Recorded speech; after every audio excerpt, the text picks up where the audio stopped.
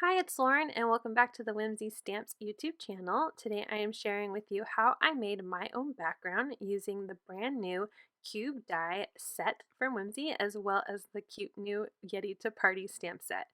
I've cut out the largest die out of different colors of the rainbow, just using some scraps from my stash, so I have all colors here.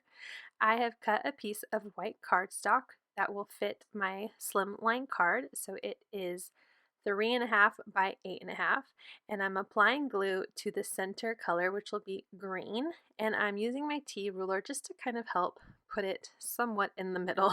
It doesn't end up being perfect, but that's okay. I just want to make sure it's in the middle, and then I'm going to build up the rest of my colors around it. So I'm offsetting the die so that they fit together just like a puzzle piece. So next to the green I have the teal, and then I'll keep going till I'm done all the way to purple on the right, and then I will go from yellow, orange, and red on the left until all of these pieces are adhered to this white cardstock. And once I have that all in place and my glue is dry, I'm just going to use some scissors and trim off the excess so it's a little easier to work with. To trim down this background piece and to add some fun and interest, I am going to use the largest die from the Slimline Fancy Frame die set. I love that it has a little bit of cloud and fun edge look to it. I've cut my card base out of some Kraft cardstock to 8.5 by 7 and scored it at 3.5 to create an 8.5 by 3.5 size card base. I'm applying some fun foam behind my background piece and using some wet glue to adhere that to my card base. So now I have my DIY'd background. I'm going to work on what I'm going to put on the front of it.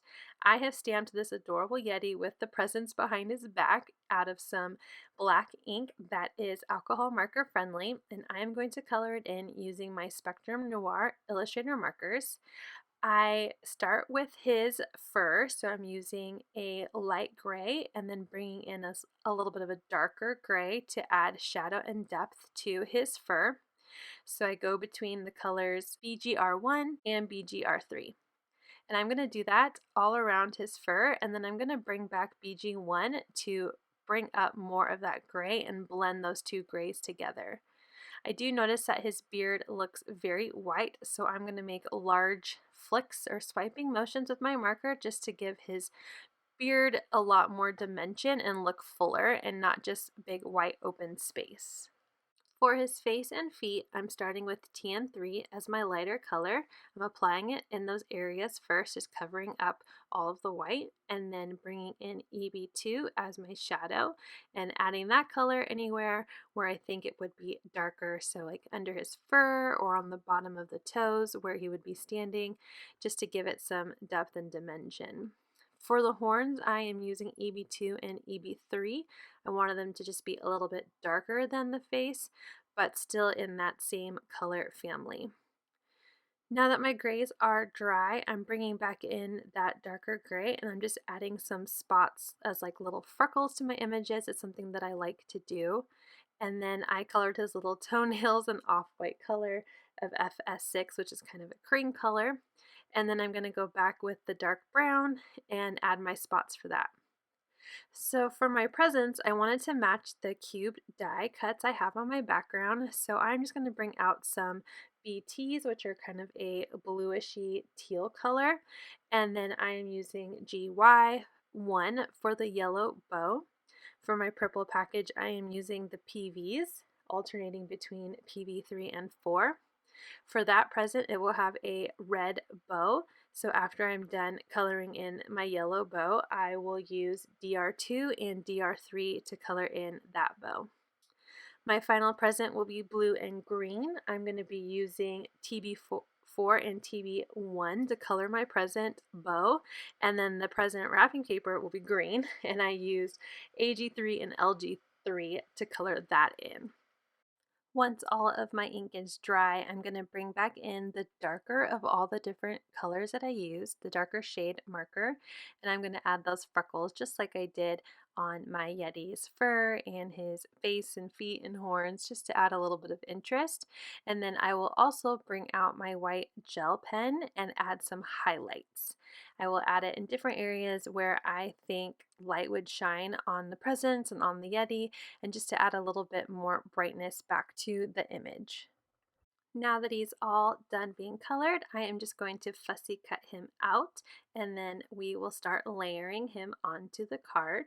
But before I do that, I really liked the sentiment in the stamp set called Yeti to Party, but I thought with such a big bold background and this big Yeti, that sentiment would get lost. So I used the bold ABCs to cut out the Yeti to Party sentiment out of some black cardstock. I'm layering it down on my card approximately where I want it to go, and then I'm going to use some wet glue and glue all of these letters down. I probably should have used my T ruler to help make sure everything was straight, but he's ready to party and doesn't care if his letters are a little bit wonky.